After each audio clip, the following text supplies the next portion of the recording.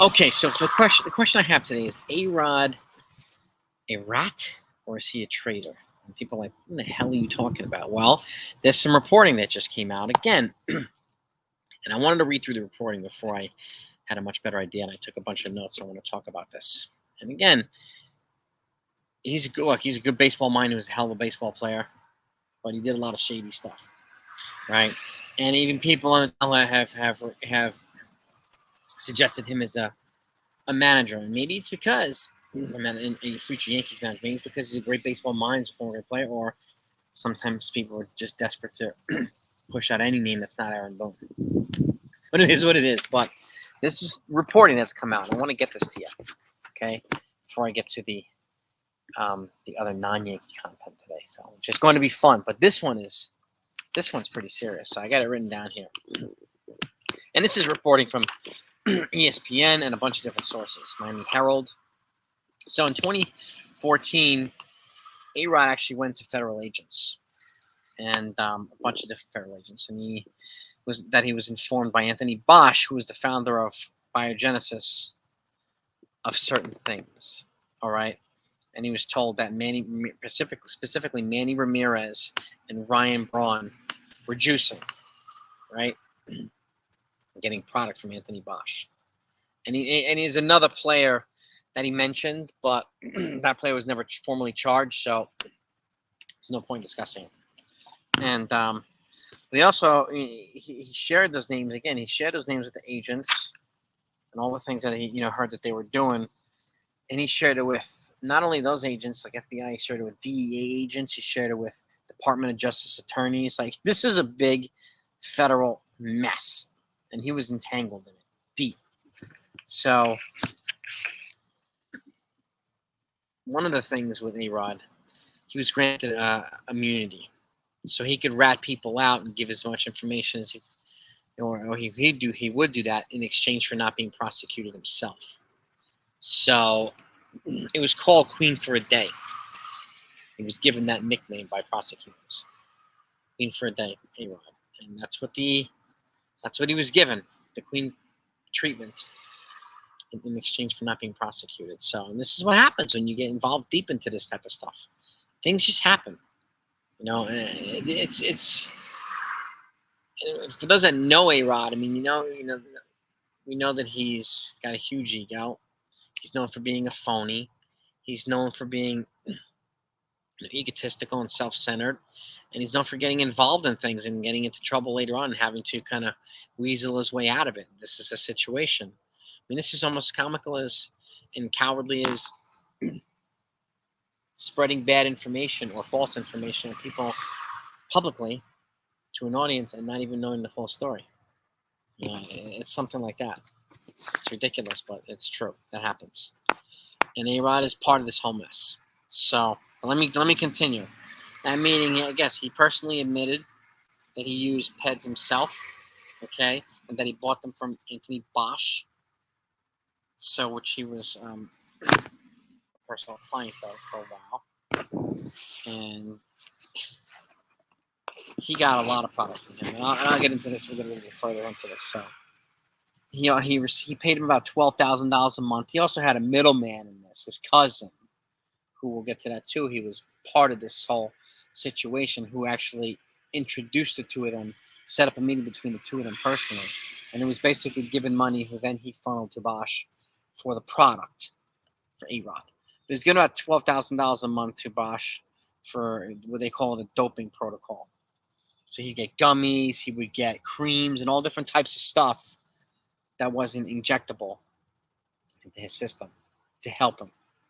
Not like he needed much help anyway. The guy was on a Hall of Fame trajectory even before juicing, but he did admit getting this stuff for a decade.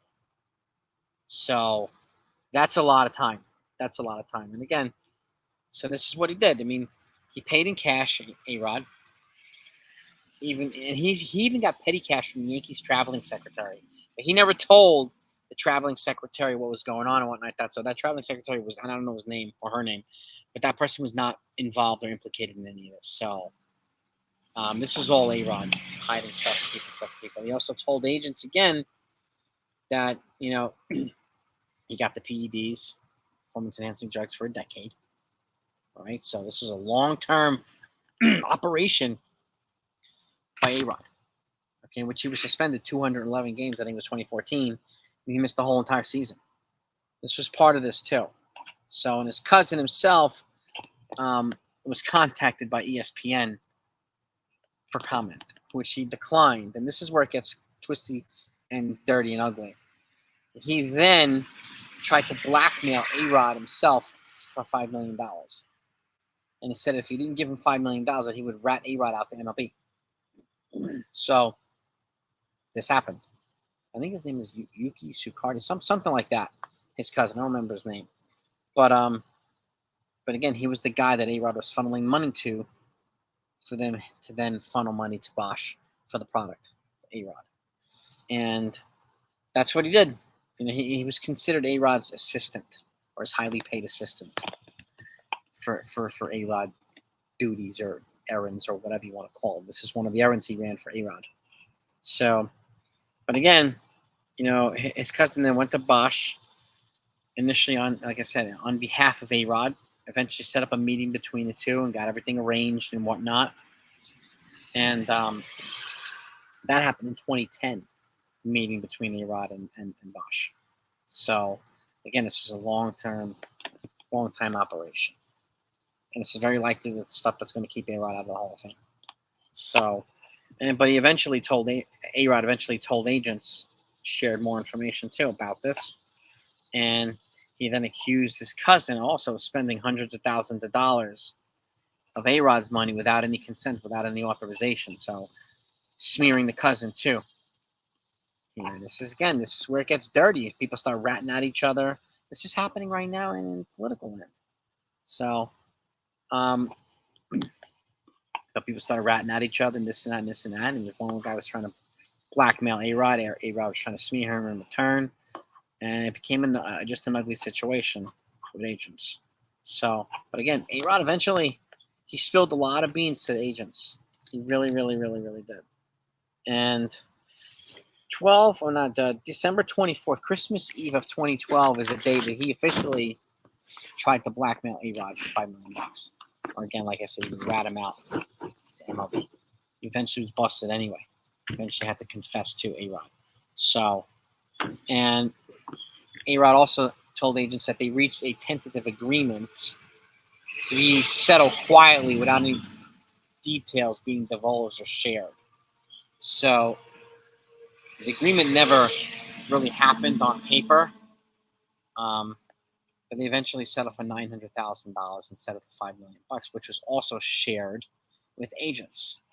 So DEA agents, specifically, that he shared with that particular settlement as it pertains to his cousin, who was kind of masterminding this money, whatever you call it, money laundering operation, whatever it's called.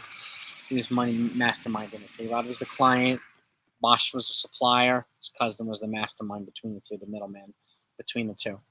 But again, AROD, over time, he kept spilling beans. Because the more beans you spill, the more information you give, the more coverage you get, right? The more immunity you get. And he was already granted immunity, so he could share as much as he wanted without having to worry about being prosecuted or going to prison or whatever like that. So, but again, he was suspended. So, you know, his accountability is going to be, or his consequence is going to be, never making it to the Hall of Fame, despite almost having 700 home runs and all this other stuff. So, but again,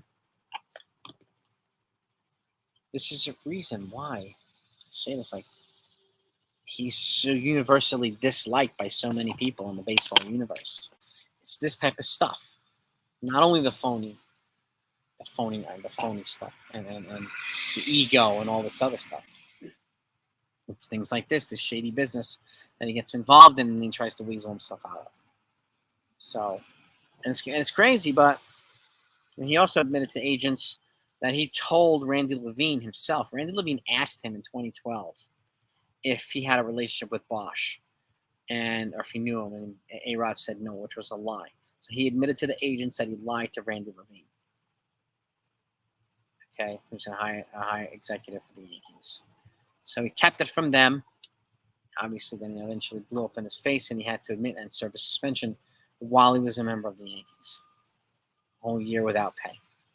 So, 211 games, to be specific. So, and again, November 2012 is when Randy Levine approached AROD and asked him about this. So the timeline is, important. I have as much information on the timeline as I can share with you. So, but again, he's also repeating. He's been contacted by ESPN, who's currently employs him as a member of the KROD show on Sunday Night Baseball. And ESPN's been asking him for comments and stuff like that, but he's been repeatedly denying them opportunities for comments and insight and reporting and stuff like that. So again, it's going back to being quiet about this stuff. Information's starting to come out, right? So, well, you let me know what you think. I'll leave it up to you to decide whether you think he's a rat, whether you think he's a traitor, whether you think he's just a weasel. Give me some feedback, okay? And we'll talk about more stuff like this, not only reporting Yankees news on a daily basis, but it's things like this which are really interesting. So make sure you subscribe to the channel, okay? Just hit that one button, the subscribe button, and I'll take care of all the details. You'll get all the breaking news. You'll get all the free agent signings that come. You'll get everything else that comes to Yankees, even non-Yankees. And speaking of non-Yankees, pivoting to the division race right now, the NL MVP race. And again, it's a two-man race, but should be considered a four-man race. Reason why? Let's just take Freddie Freeman as an example, okay? He's got 26 home runs, 93 RBIs, about almost approaching 60 doubles, batting .339, an OPS of 995 with 18 stolen bases this year. Okay? Now, you got another player, Matt Olson. 51 home runs, 128 ribbies, batting .281, an OPS of 1.007. Monster stats from both of them. Monster stats. But it still pales in comparison to the excitement and MVP, talk that's being generated by two players. Ronald Acuna Jr., okay, who's batting .333 with 37 home runs and 97 RBIs. He's also close to being not only a 40-40 man, but a 40-70 man. 40 home runs and 70 stolen bases. OPS 1.001, okay? And then you have the other front runner for MVP, Mookie Betts from the Los Angeles Dodgers. We're talking Dodgers and Braves here all day, okay? Two runners up from the Dodgers and Braves and two front runners from the Dodgers and Braves. Mookie Betts, 39 home runs, 103 RBIs, batting .311, OPS of 1.018. Again, Betts and Acuna are the guys that are generating the most excitement and the most talk in terms of the MVP race. But there are two other players here that are just as formidable, just as credible, and who deserve MVP votes. But it sounds like it's down to Betts and Acuna. Okay? I want to know what you think of this. Would you pick those two, or would you pick the other two? I mean, Olsen's stats are ridiculous. Freddie Freeman's stats are always good. He's an elite defender.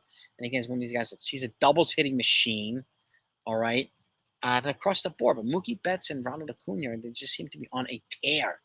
Younger, dynamic players who are on an absolute tear.